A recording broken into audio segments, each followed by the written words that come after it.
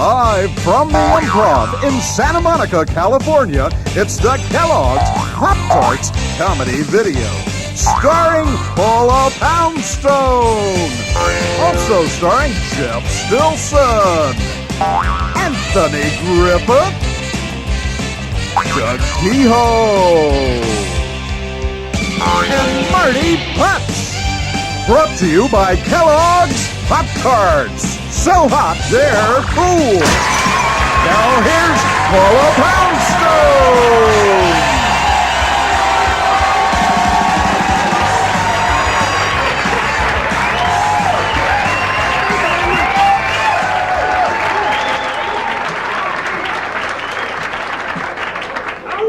Thank you very much, and thank you so much for coming. You guys all know this videotape is going to be available with Poptarts box tops. So essentially, we know right now we're talking to Poptart eaters. It's a good feeling, isn't it? Just knowing that the Poptart eaters are going to be, they're going to be sitting at home eating tarts one day and doing that thing you do when you eat breakfast foods where you just stare at the back of the package anyways. And you realize, like, with all the things you could read, why are you reading this right now? I don't know, they'll read it maybe through each tart, so that's 6 times, before they realize I could eat 2 more boxes of these. In fact, you know what, you guys? I eat a box of Pop-Tarts every day, which is sort of how this came about, really. It's a fact. And I happened to mention it on stage before, and so Kellogg's asked me to do this, but which I was happy to do, because in fact I do eat a box of tarts each day, and this is the reason. Of course, you can see the package, the tart snapped in half, so you can see the cross section with all the rich, tasty goodness right there.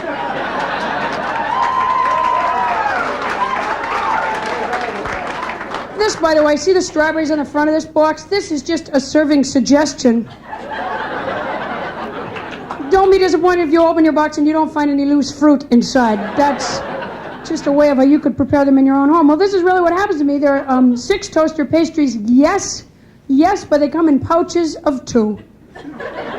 This is the trick, ladies and gentlemen. This is what happens to me. I open the first package and I eat 1 tart and I enjoy it very much, as naturally you would. And then I feel, well, I have to eat the second one or it will go stale.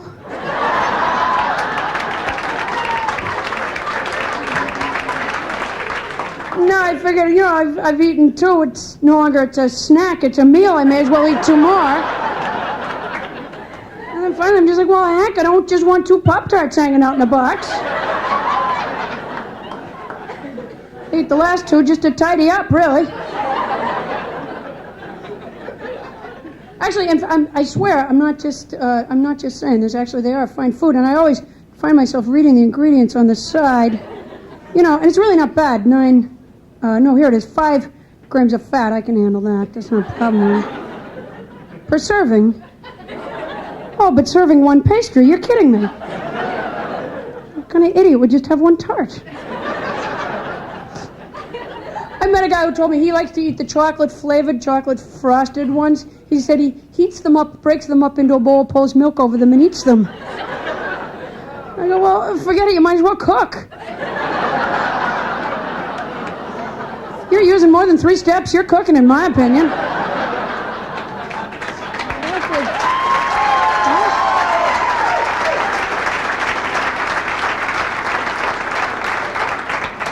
If you ever see me in an airport, I dare you to stop me. I always have a box right in my carry-on bag, so that when the stewardess comes around with the yucky snack cart, and everybody else gets their little foil pouch of nuts, I lean into my bag and pull out a Pop-Tart. All the other passengers look at me bitterly. Where'd you get that? How much you pay for this flight? You guys seem like such a nice crowd. I'm almost kind of sorry the little Pop-Tart eaters can't be with us right now. This is like putting a message in a bottle or something, Kind of a good feeling. How's that 1 piece of hair doing? Is it in your way as much as it's in mine? Oh, it drives me nuts. Some days I can't even get out of bed. I just go, I cannot push that piece of hair out of my face one more time. Too much energy for me. I just had dinner, which is the stupidest thing, because I eat constantly. I've never known anyone who eats as much as I. I am constantly hungry. I don't ever recall feeling full. That's a fact. To be honest with you, I wouldn't even mind being a huge fat pig if it just felt full. At this point, I'm just exhausted by the search for food. I don't keep food in my refrigerator in my house because I know that the problem is I've been hungry for something for the longest time and I don't know what it is. That seems to be the problem. You know, for 31 years I've been hungry for something like a jelly donut, but it is not a jelly donut. And I know that it's probably something like deep down there's an emptiness, a loneliness, a lack of life fulfillment, something like that really, but sure does feel like a jelly donut. That's why I don't keep food in my house. I know I would find myself at midnight eating my way through the refrigerator looking for what I was hungry for. You know, going, nope. It was not a giant cheese ball that I needed. Well, I couldn't be sure until I completed it. Did you know that in Madison, Wisconsin, this last summer, there was a big fire in a government food building? Did anybody else hear about this? It was national news. Big fire in a government food building, and it caused all the cheese and butter to melt and rush out of the building. So they had a big cheese butter river, and it was going right for their waterways. It was a big deal in Madison because they thought that they were going to have cholesterol in their waterways. You know, of all the accidents that could happen, I know it's a bad thing and everything, but it struck me as sort of funny somehow. I don't even know what emergency crew you call out for a cheese butter river. I picture like a fire truck with huge crackers, just come on! Like old fondue sticks. You know, I was in Canada last summer. Did you know that in Canada they get 8 Poptarts in a box, regular? I don't know what. I feel the exact same way. You know, I've always been jealous of Canada. I was never sure why. As it turns out, it was tart envy the entire time. I was working in Canada. The Canadian audience told me they thought that we won't use the metric system here because we're stubborn. I go, no, we're stupid. We've tried. We can't. Why would they mock us that way?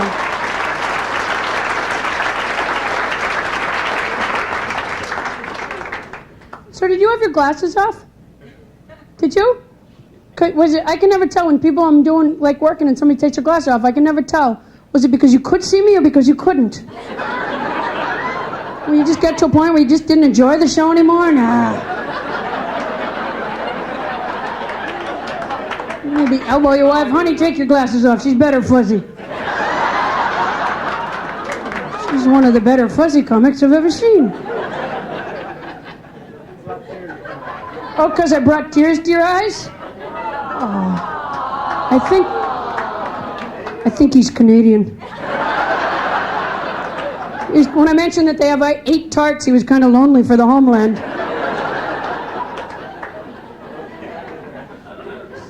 So what do you do for a living? Nothing. You don't do anything? How's that going for you? Do you ever get sick of that and just punch off the clock and do something? Must be exhausting. Oh, he has a wife to support him? I didn't even realize. You know, sir, this video will be available to children through box tops. Do you think that's the kind of image we want to tell them that adults have?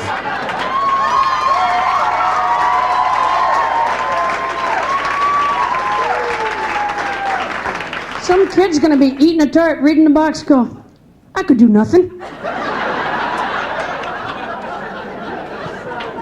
I just don't think it's healthy at all. Actually, you know what? I watch tapes with my cats. One time my cats heard my voice coming through the speakers in my house, and they absolutely flipped out. It was kind of a weird experience for them. I have 5 cats, and they're really great, actually. Although one area they're no help with whatsoever, that's security. You know, I just moved into a house about 6 months ago, and I'm usually too nervous, kind of afraid of crime and stuff, so I'm often too nervous to even stay there. But every now and then I do stay there. And y'all, all 5 of my cats sleep with me. I'll be just about to doze off to sleep when, for no apparent reason, they all 5 just stop and stare out the bedroom door.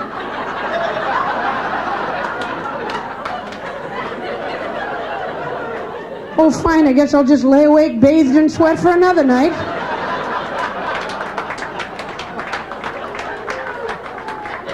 You know what it actually was helpful? When we lived in the apartment, I could never hear the doorbell from my bedroom.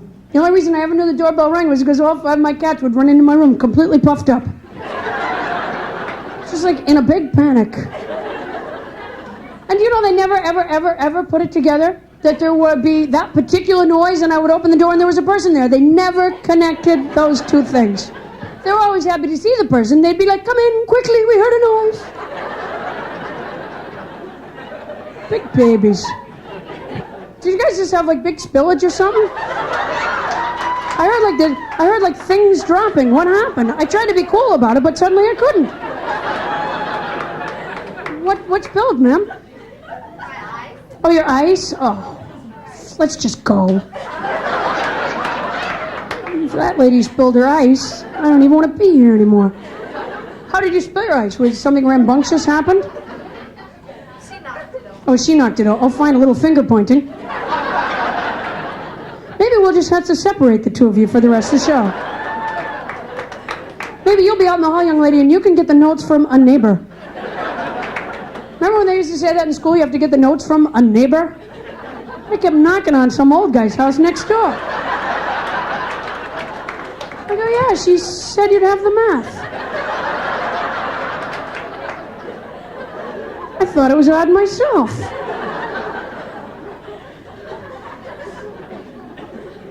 You know, most of the stuff I learned in high school has not been all that helpful to me in terms of academics. I wouldn't say the whole experience, but has not been all that helpful to me in adult life. Have you found that? History, exactly. At what point in conversation do you turn to somebody and go, geez, guess Lincoln's dead, huh? Yep, I heard they cut the guy. A lot of history's lies anyways, you know. I mean, heck, they lie about stuff that happened just a few minutes ago on the news. I can hardly believe they haven't perhaps obscured the facts from hundreds of thousands of years ago. I remember in elementary school being told Columbus discovered America. And then the exact same teacher said, well, some Indians were already there and some Vikings had already come and gone. So I said, well, then he didn't discover it. And the teacher said, no, Paula, he discovered it for Spain. Oh, for Spain. Can you do that?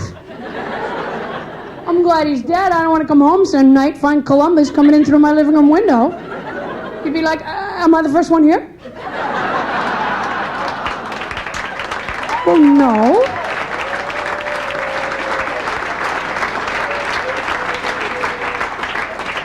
No, I live here. No. Am I the first one here for Spain? Well, then come on in. Let me show you what to do with corn. I came home the other night and all 5 of my cats were standing in a semicircle around the living room wall. And I knew what they were doing the moment I came in. They had found a beetle bug. And they were taking turns whacking it.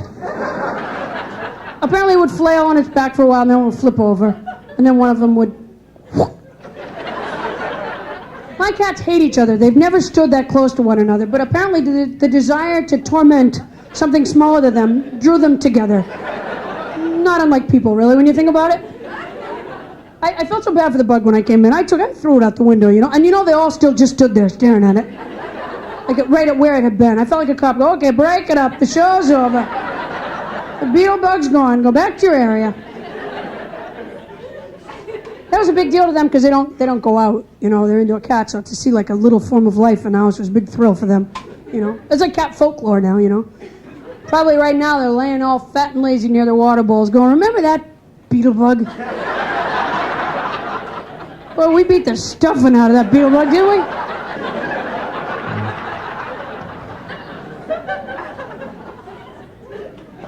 Well, you guys ready to get going? Yeah! Good thing.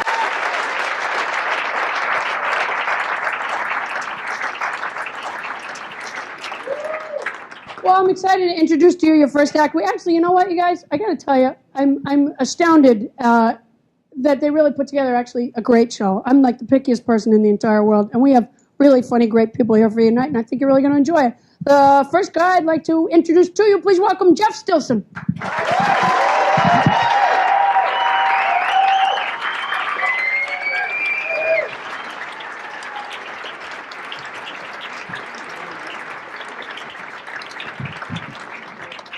Thank thank you very much, folks.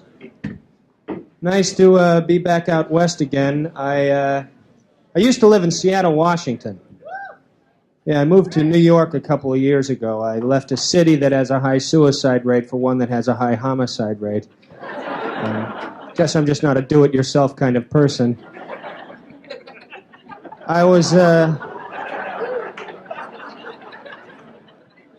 born and raised in Spokane, Washington. Spokane is a smaller city. Actually, it's more of a town. The zoo in Spokane was recently named the worst zoo in the United States by USA Today. It is pretty bad, too. Most of the animals in the zoo are native to the Spokane area. They just happen to be on the grounds when the zoo was built. The airport in Spokane is called the Spokane International Airport, even though there are no international flights. We got the idea from the International House of Pancakes. We figured it would add an air of sophistication to the region. I just moved into a new apartment in New York. That's a hassle. I'm still furnishing it. The other day I bought a cutting board for my kitchen. It's a piece of wood with a handle on it. It's made in Yugoslavia. Apparently we don't have the technology in this country to make a cutting board. I live alone. I'm not married. I hope to be someday, though, just so I can stop exercising.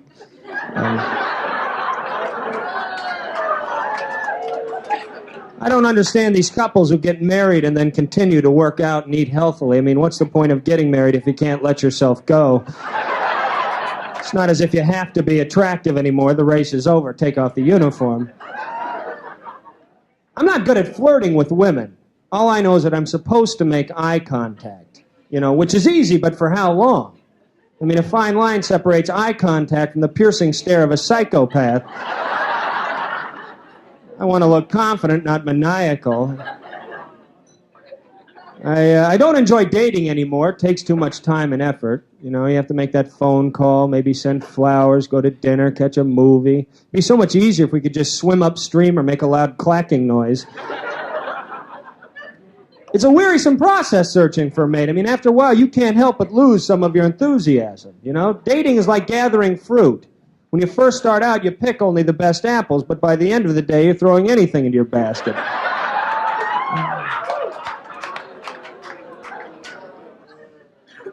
See, proposing marriage would unnerve me. Again, I'd be very vulnerable. I wouldn't want to buy an engagement ring. I have poor taste in jewelry. I'd rather just hand the woman the money. Here, will you marry me? No? How much more? I'd also favor a short engagement, Some couples get engaged and then they don't set a date. They're just engaged for an indefinite period of time. That doesn't make sense. It's like going to the supermarket, filling up your grocery cart, and then just walking around. Can I ring that up for you? No, that's all right. Maybe next summer. Well, I have learned one thing through the years. It's best not to joust with a woman verbally. Women have a better grasp of the language than men. There are no synonyms in a woman's vocabulary. Every word has its own shade of meaning. I didn't say I was mad. I said I was upset. Maybe you should listen.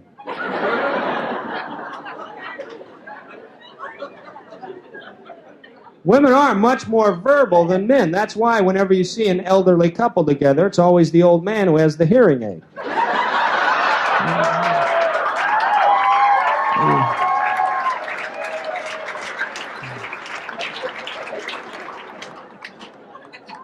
We aren't verbal. Men are analytical. That's why we're rarely able to provide women with the romantic dialogue they so desire. Women should have teleprompters mounted on their foreheads.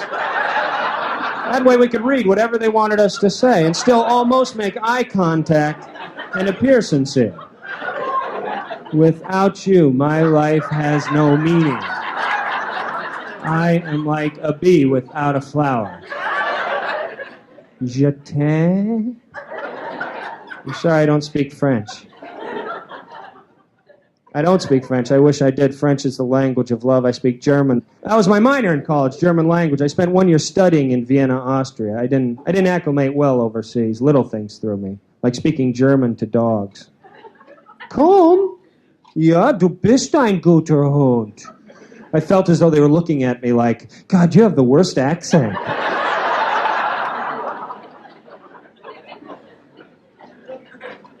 So you aren't taught in a classroom what you really need to know, like how to swear in German.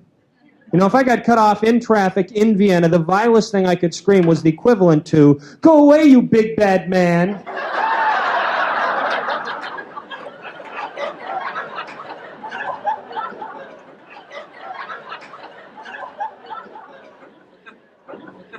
I've always found the study of language interesting. I had a linguistics professor who said that it's man's ability to use language that makes him the dominant species on the planet. I'm not sure if I agree with that. I think what sets us apart from other animals is that we aren't afraid of vacuum cleaners. We can actually operate one.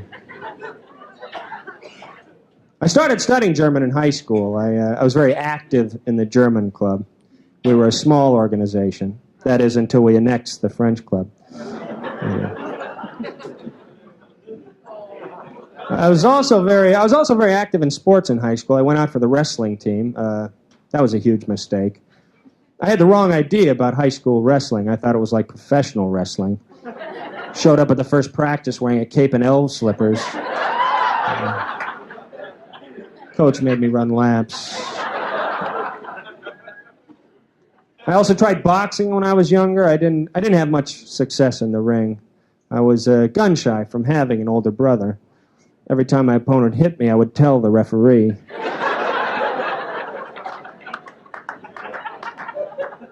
My brother beat me up almost every day. He never got in trouble either unless he hit me in the back. My parents considered that cowardly. That's an odd message to convey to a child, isn't it? Don't hit your brother unless you can nail him in the face. One time he beat me up so badly that I wet my pants. Not because I was scared, I just wanted him to get off of me.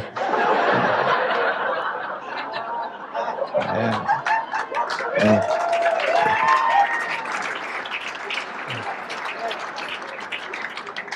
I feel sorry for the commentators in bowling. You know, the sport is so predictable. There's just a ball and an alley. There's no defense, no obstacles, no strategy. So, Jim, what do you think he'll do on this one?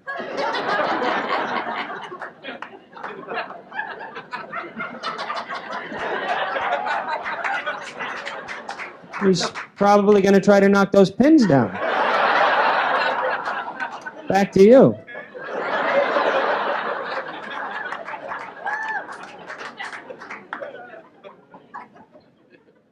Not much of an athlete, never been much of a sportsman either. My father and I hunted just once when I was 12.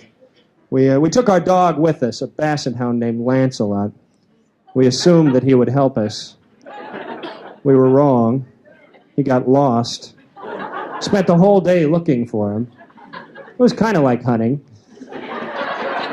We wore boots and stalked an animal. We just didn't kill it when we found it. We spanked it with a newspaper. It's hard to do that with deer. I've always been a big animal lover. At present, I share my apartment with a cat who weighs 15 pounds. My goal is 25 pounds. Then I want to enter him in the state fair. A couple of weeks ago, I had to take him to the vet. He had been limping. Vet says that he has a bad knee. I didn't even know cats had knees. They might not. I know nothing about the feline anatomy. If the vet told me the cat needed new batteries, I couldn't argue. Anyway, the vet instructed me to make sure that the cat took it easy the next few days. Yeah, I guess that means his usual 20 hours of sleep per day wouldn't promote the healing process. If the cat takes it any easier, might as well have him stuffed. Anyway, thank you very much.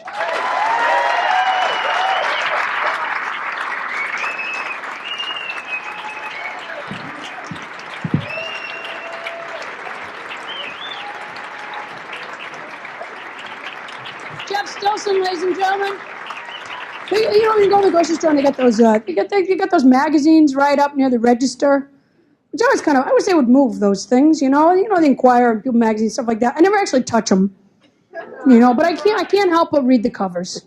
I'm standing right there. You can't help it. It's right there before you. And half the time, like, I never have received this news before. It's some story I didn't even hear about, you know.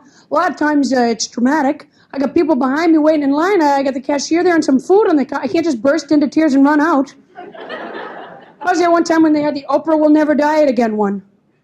I was so upset by it, you know. I said to the cashier, I just found out about Oprah. Could I put some of this food back? I don't even feel like partying now. I said, I may as well put the cat food back. They're not going to want to eat when they're here. My cats and Oprah have always been kind of close. You know, naturally. Dun, dun, dun, dun.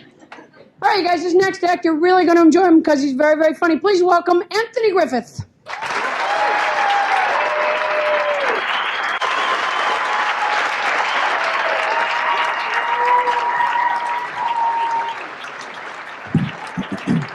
Thank you. Thank you very much. Glad to be back here in California.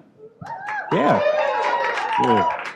I moved out here about a year and a half ago from Chicago. Came out here to pursue my acting career. And it amazes me how many people in LA think they're in the entertainment business, you know. You can walk into McDonald's and the first thing they'll tell you is, I'm working at McDonald's, but I'm really a choreographer / producer. You know? Okay, well, why don't you dance over there and produce me a cheeseburger? You know? It's true. But I moved out here with my wife. I've been married now for 5 years, which I enjoy. You know, it's a lot of fun. Yeah. I'll be honest, though, I almost didn't marry my wife because my wife would always walk into things while we were dating, you know, because she's nearsighted, which I never knew at the time because she never wore her glasses around me. And I saw my wife walk into a brick wall once, you know, and I mean hard. I thought the car had backfired. That's how hard she walked into that wall, you know. And she still refused to tell me she had an eye problem, even when she regained consciousness, you know. I'm like, baby, you okay? Yeah, why you say that? Because you just walked into that building. I didn't see it. You didn't see the building? Exactly what part of the building didn't you see? I didn't see the building. Are you calling me a lie? No, I'm not calling you a lie. If you didn't see the building, you didn't see the building. In fact, now that I take a good look at the building, I can see how you missed it, you know? Because it is a foggy day, you know? In fact, when I woke up this morning and saw just how foggy it was, the first thing I said to myself was, man, I hope I don't walk into a building where... See, I think that's the secret to a happy marriage, you know, communication. People don't communicate like they used to. I read an article where this man married this lady and discovered she had 125 personalities. And not one of them could cook. You know? That's scary, man. And I think whomever you're thinking about marriage, you know, you should get to know their sleeping habits first. Because people have strange sleeping habits. Like my wife snores a lot. You ever sleep with someone that snores so bad that they wake their own self up? You know? They're just in bed going...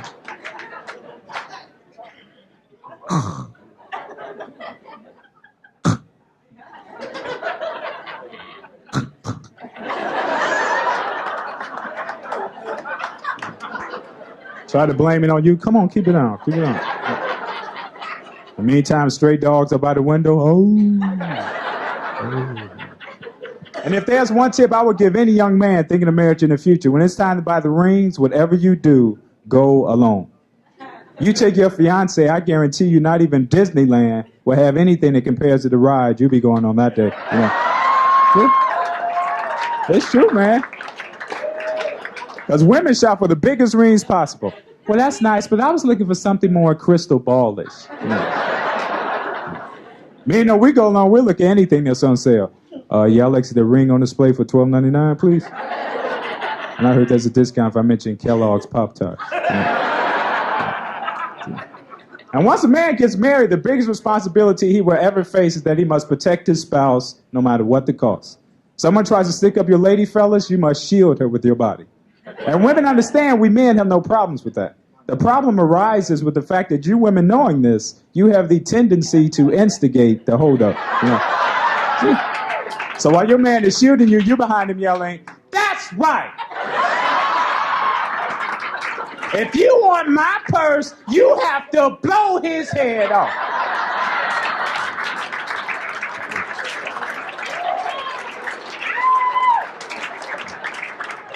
And I don't think you can do it. In fact, I dare you to do it. Next thing you know, the police at the scene of the crime. Excuse me, ma'am? Can you explain to me what made this thief empty his magnum into your husband's chest? I'm not quite clear on that. Why did he feel compelled to empty every chamber in his gun, reload, then do it again? I don't understand that. And looking at your husband's face, neither did he. Oh, I don't know. We were just talking. Then he just freaked out. Oh, I'm so alone. Guess I'll just take the insurance money, move to the Bahamas. What can happen, man? It's crazy, man. I did a lot of things besides perform while I was in college, you know. I played a little basketball, very little. I was known as a Minuteman. Coach, can I play now? In a minute, man. In a minute.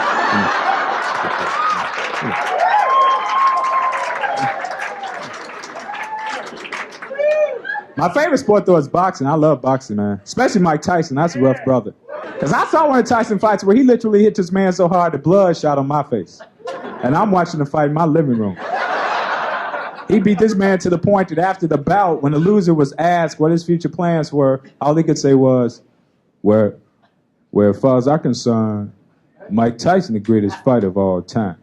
But hey, you know, don't count me out. I want to be back. I want to just take the next year and a half to basically concentrate on breathing. And then hopefully with the help of my trainer, we can pursue other matters such as finding out who am I and which evil spirit possessed me getting to the ring with that man.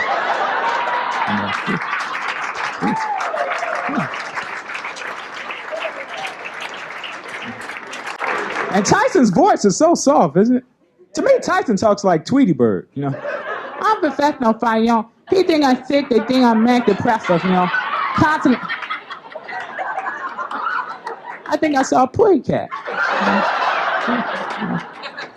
That's how he sets up his fights, because the average boxer would listen to Michael talk and say to himself, oh man, I can beat that brother. And then step in the ring with him, and before you know it, they're in the hospital going, I'm a little teapot, short ass.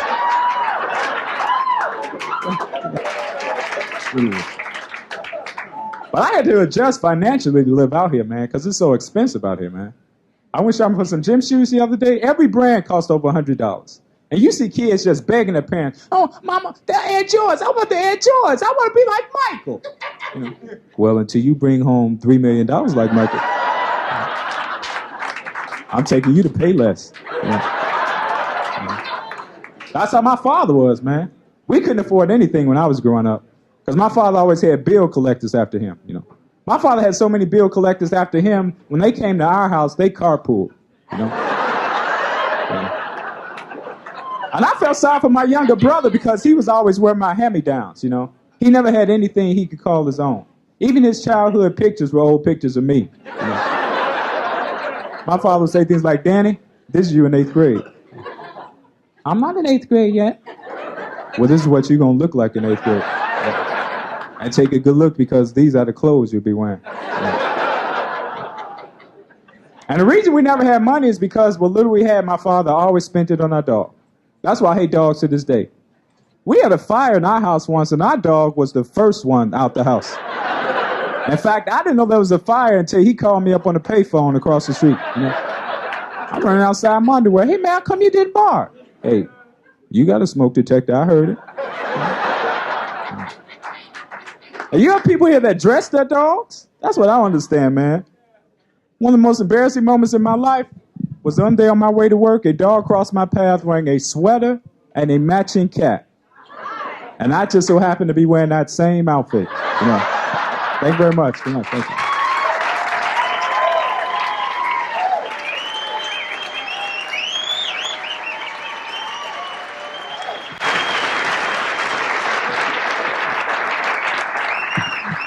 Anthony Griffith, ladies and gentlemen.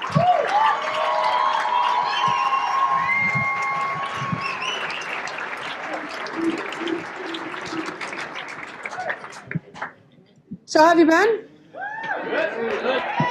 I was gone for a few minutes. I kind of missed you. How you doing? Just gone for a couple minutes, were you? Could happen to anybody, man.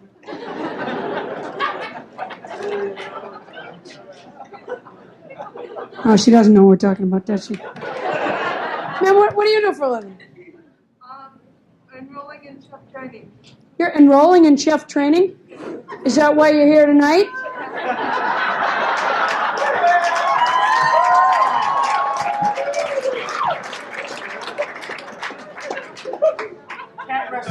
You just toast them for about a minute, ma'am. What is this? Is this some kind of extra credit project or something you're doing here? You just toast them for a minute and slather them in butter, ma'am. That's it.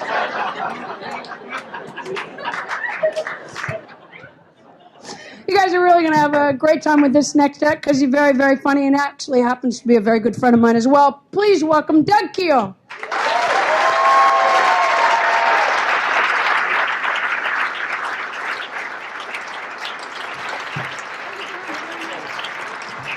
Thank you very much. Thank you, Paula. I should explain something right at the beginning here because I think it's very important that you people know this about me. I'm an idiot. Thank you. Thank you very much. Oh, hold your applause. I used to say I'm a stupid idiot, but then a friend of mine said, that's redundant. I said, oh, yeah, what's that mean? He said, don't worry about it, man. You're a stupid idiot. I said, thank you.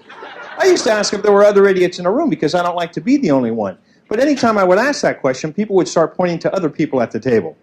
Hey, I'm fine, but I'm sitting next to an idiot. Well, why are you doing that? I like to watch the things he does. Idiots can be very entertaining. Sometimes I'd ask this question, about 10 minutes later, somebody in the back of the room would go, over here, man, I'm sorry, I didn't understand the question.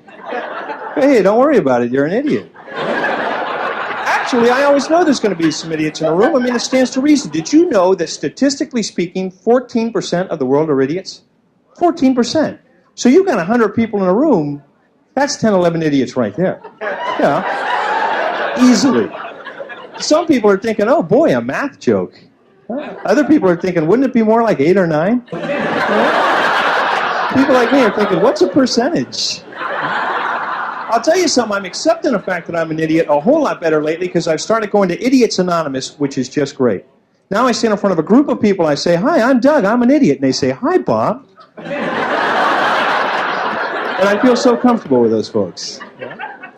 Some of you people are probably thinking, I would love to play along with all this, but I am not so sure if I'm an idiot or not. And don't worry about that, because it's not easy to judge yourself that way. But we can do a little test up here, and hopefully halfway through the test, you'll say, hey, I'm an idiot, thanks. The true test of being an idiot is not whether you do stupid things, it's whether you try to cover up for the dumb things that you do. You know, let's face it, once you start taking time out of your day to cover up for yourself, you're an idiot. Good example, you ever come out of your house in the morning on your way to work, or on your way to school, or on your way to France, wherever. As you're walking towards your car, you realize that you forgot something in the house. If you're really stupid, your clothes, something like that. Oh, for goodness sakes, I'm naked. So you pull one of these numbers, you walk out to the car. As you realize you've forgotten something, you go, and you walk back into the house, right? Now, do you know why you go like this? You think you'd look like an idiot if you went like this.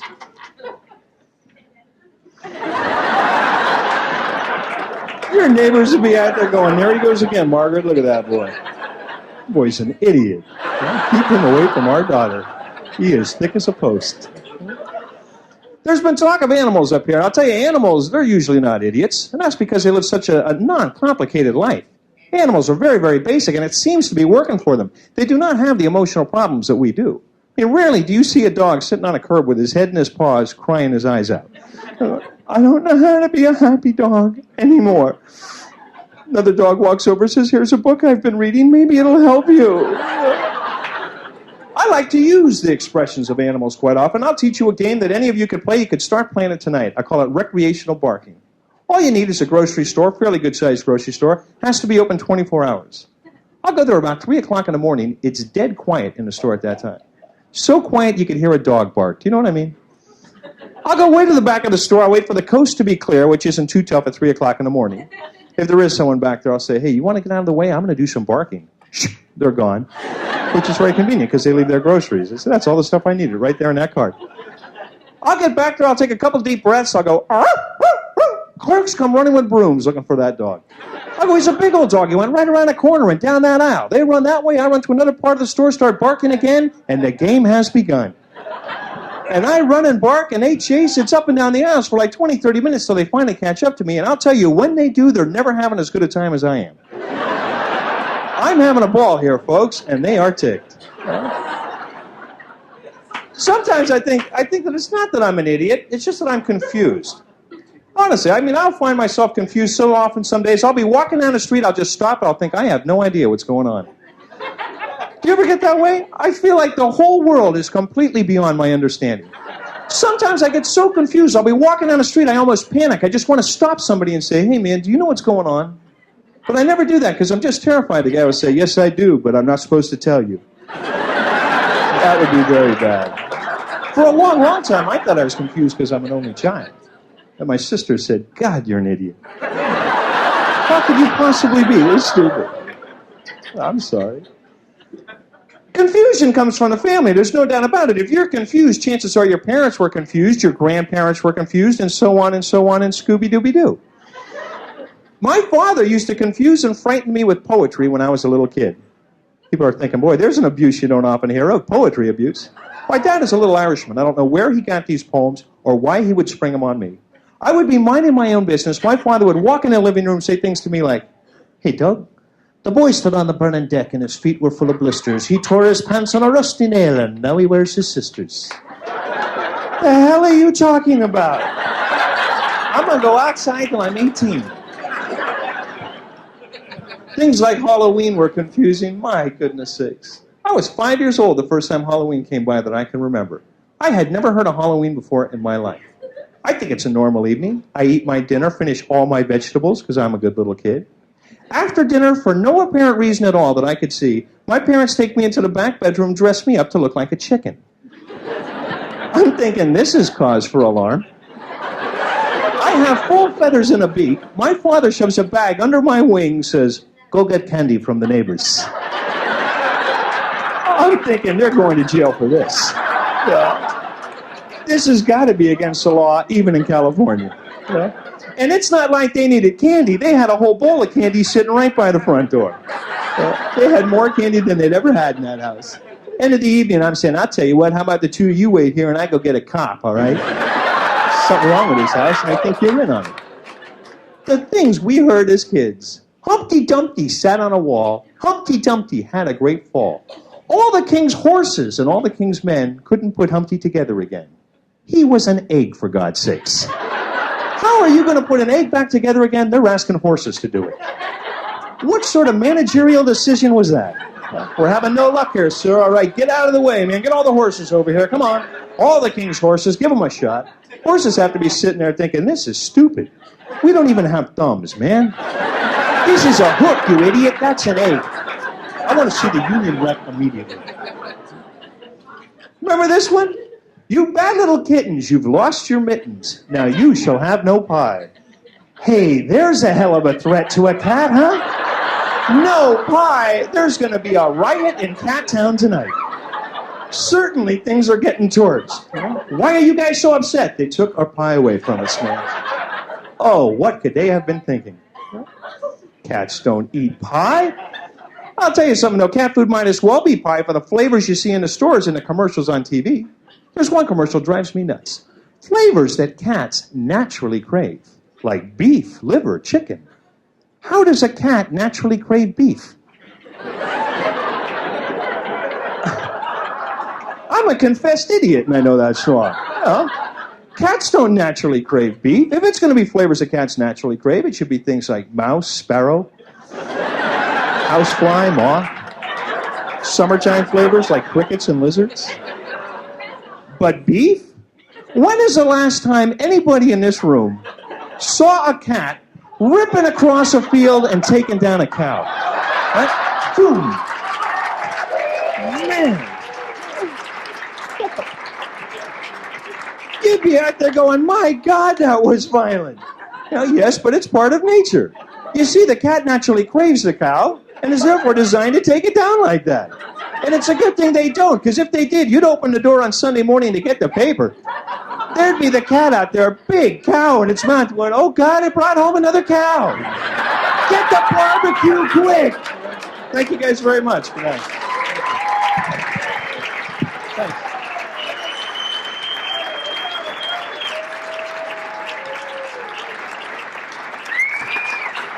DougKehoe, ladies and gentlemen.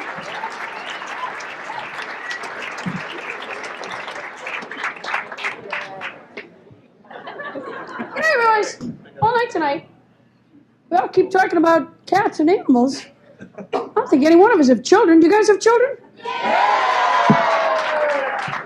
I know someone who has children. That's the closest I can come. I have a friend who just had a baby, wanted to know what I thought of the name Sophia.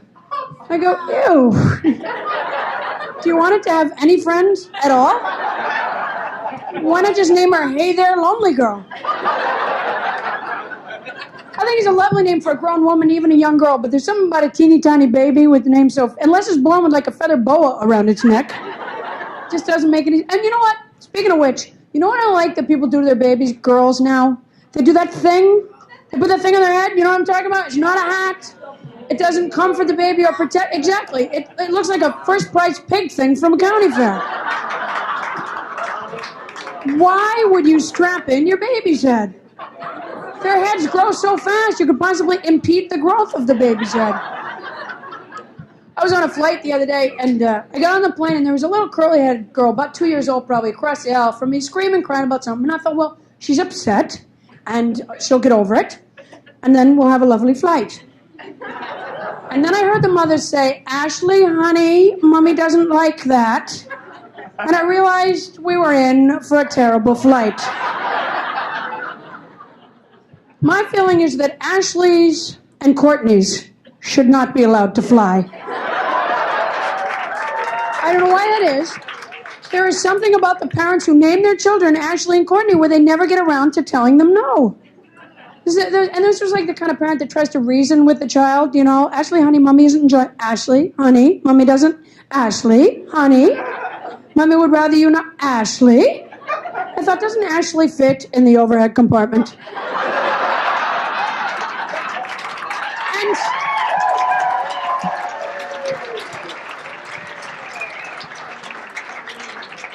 And of course, if she doesn't, check her.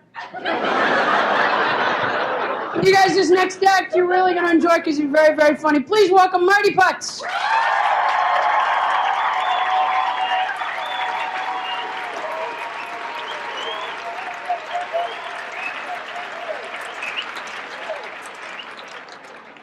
I'd like to start off with a quick movie impression for you. Keep it up, pal. Keep it up. Where are you?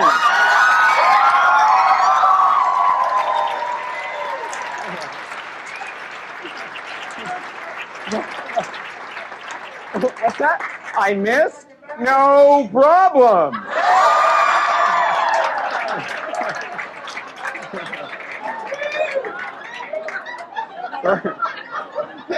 Right now, we're going to get to this sooner or later.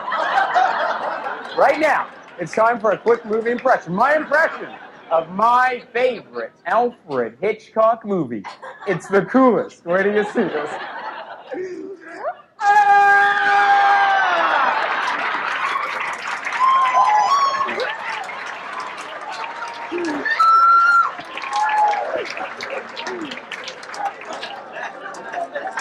It was Psycho. This is the best though, Christmas time when the shopping malls are really crowded. I love to come running out of pet shops wearing this. But wait, gang, growing up, as a little guy, my mom always used to bug me, so I always used to try and do a few things to get even with her. This is one of my favorites. This is the coolest, you guys. Where do you see this? Check this out. Look, whenever she was ironing, I used to sneak up behind her. When she wasn't looking, I'd grab the iron and do this.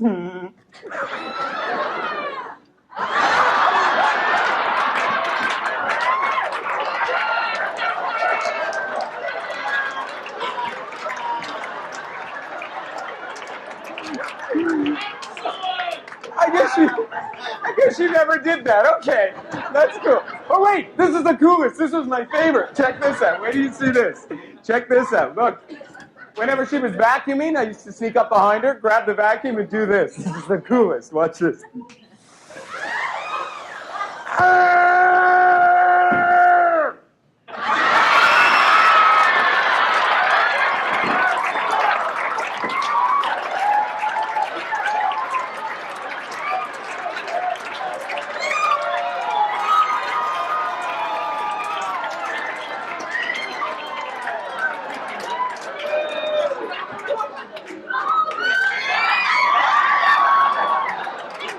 I'm tongue-tied.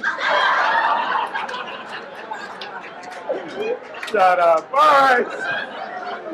Cool. Snack time. Anybody hungry? Yeah. All right, cool. Whatever you do, when you get a marshmallow, don't eat it. Hang on to it. Right there, pal. All right, good grab. Try that one. All right, back there. Young lady. Oh, nice snag. All right. Back there. Back there. Good grab. All right, right there. All right, over here, sir. Right here. Okay, back there. All right. All right. All right, where? All right, wait. Okay, wait. All right. Right here, pal. Right there. All right. Let's go over there, sir. Oh, geez. Take two, fat boy. All right, hang on. All right. Gang, everyone. Wait, this is the coolest. You guys, check this out. Sir, don't move. You're in the perfect seat. Look straight ahead. Don't move. This is the coolest. Don't move. Check this out. This will be so much fun. This is so cool. All right. Hold still. Don't move.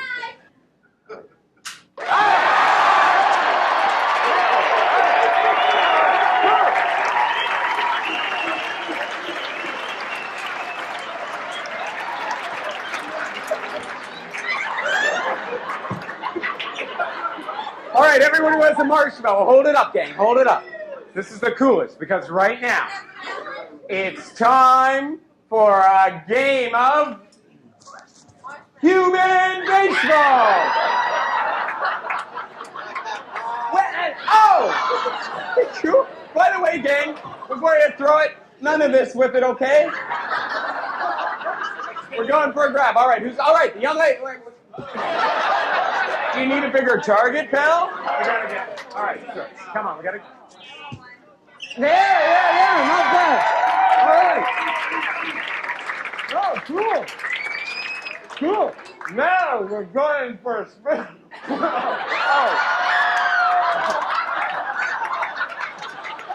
Sorry, I didn't mean that, honest.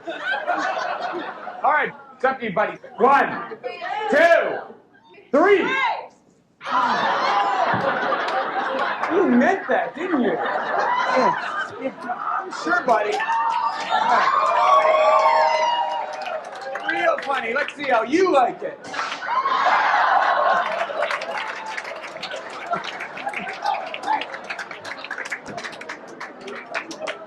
Wait, this is the coolest. Check this out, you guys. Ready to see this? In school with our lunch bags, we used to do puppet shows. Did you ever do this? I've been working on some... Yeah, remember this? This is the coolest. I've been working on a ventriloquist act. Ooh, gross. There's a roach. Ooh, I'll get it.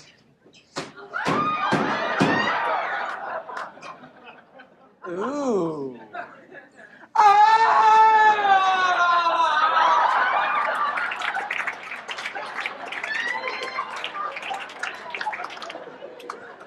Hey, wait, this is even cooler. Check this out.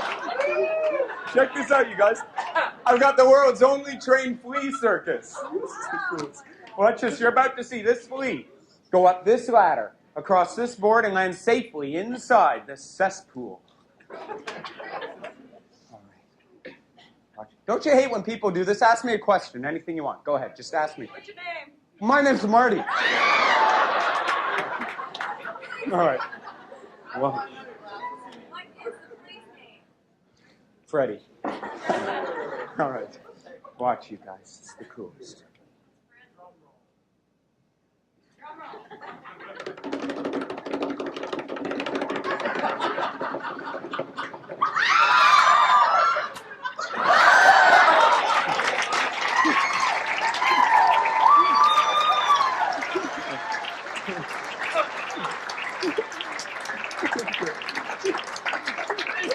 That's very cool. I like that myself.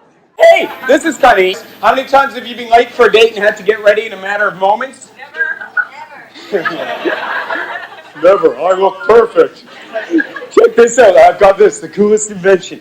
First, you just kind of step right out of the shower and you slap this baby on. Check this out. It's my new portable putt style-o-matic.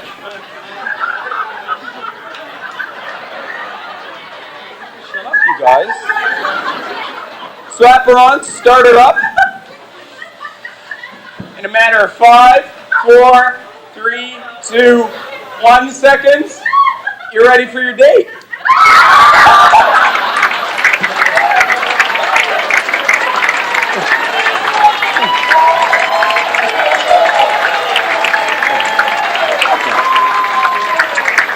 Thank you. Thank you very much, ladies and gentlemen. Thank you. Right now, me and my boys in the band is going to do a little tune for you. It goes something like this. Hit it, boys! I'm feeling good right now, baby. All right. I'm going to do a little number 4. First, I need me a little snack. Check this out. All right. All right. Now, we're going to do a little number 4. Okay? All right. Thank you very much. Please do, baby. Thank you very much. Thank you very much. Thank you very much. Thank you. Thank you.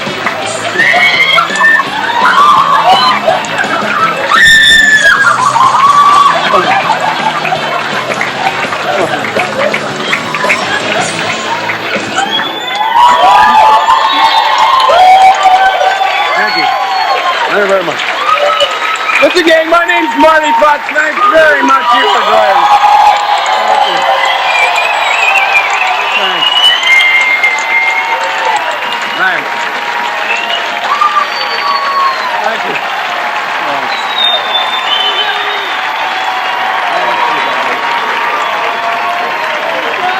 Nice job, Marty Potts. You guys have nothing, we might bring out the other acts to thank them for the evening. Please welcome back Jeff Stilson, Anthony Griffith, DougKehoe,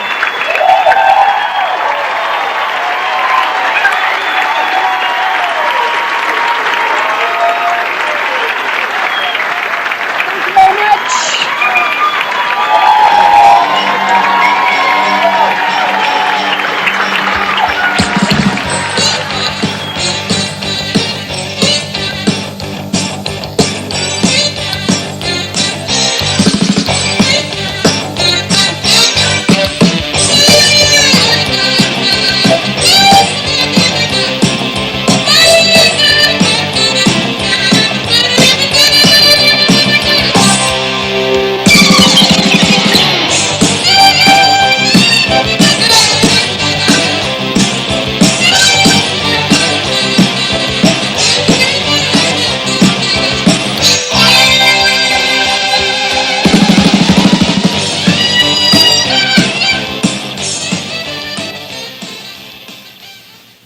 You guys, let's get out of here.